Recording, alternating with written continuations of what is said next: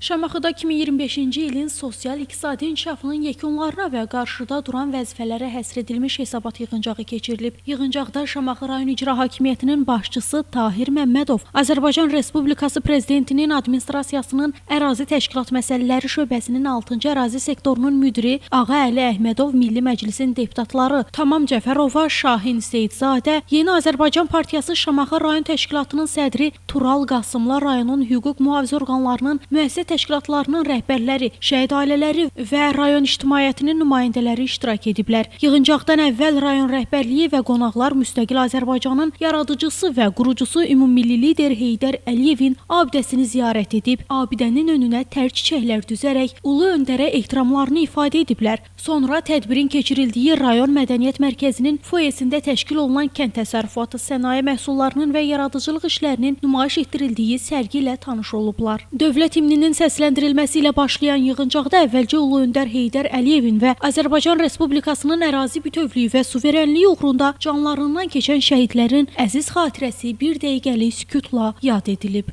Yığıncaqda rayon icra hakimiyyətinin başçısı Tahir Məmmədov, Azərbaycan Respublikasının prezidenti cənab İlham Əliyevin rəhbərliyi ilə ötən ildə respublika və rayon miqyasında əldə olunan uğurlar, rayonda aparılan tikinti, quruculuq işləri, həyata keçirilən infrastruktur layihələri, problemlər və qarşıda duran vəzifələr barədə ətraflı məlumat verib. Yığıncaqda Milli Məclisdə Şamaxını təmsil edən deputatlar Tamam Cəfərova və Şahin Seyidzadə çıxış edərək rayonun sosial-iqtisadi sahədə inkişaf prioritetlərindən, vətəndaşlara göstərilən dövlət qayğısından danışıblar. Sonra Prezident Administrasiyasının ərazi təşkilat məsələləri şöbəsinin sektor müdiri Ağa Əli Əhmədov çıxış edərək Şamaxının sosial-iqtisadi inkişafından danışıb. Qarşıda duran vəzifələri xüsusilə Prezident cənab İlham Əliyev tərəfindən 2026-cı ilin Azərbaycanda şəhərsalma və memarlıq ilə elan edilməsi ilə bağlı görülməsi vacib olan məsələləri bir daha diqqətə çatdırıb. İclaslar rayonun ictimai həyatında və abadlıq işlərində öz fəaliyyətləri ilə fərqlənən şəxslərə rayon icra hakimiyyətinin fəxri fərmanı təqdim olunub. Yığıncağın sonunda müzakirə edilən məsələ ilə bağlı müvafiq qərar layihəsi hazırlanıb. Yığıncaq iştirakçıları adından Prezident cənab İlham Əliyevə müraciət qəbul edilib. Günay Hüseynova, Rafiq Həsənov, Elçin Məlikov, Həcər Həsənova bugün informasiya proqramı üçün.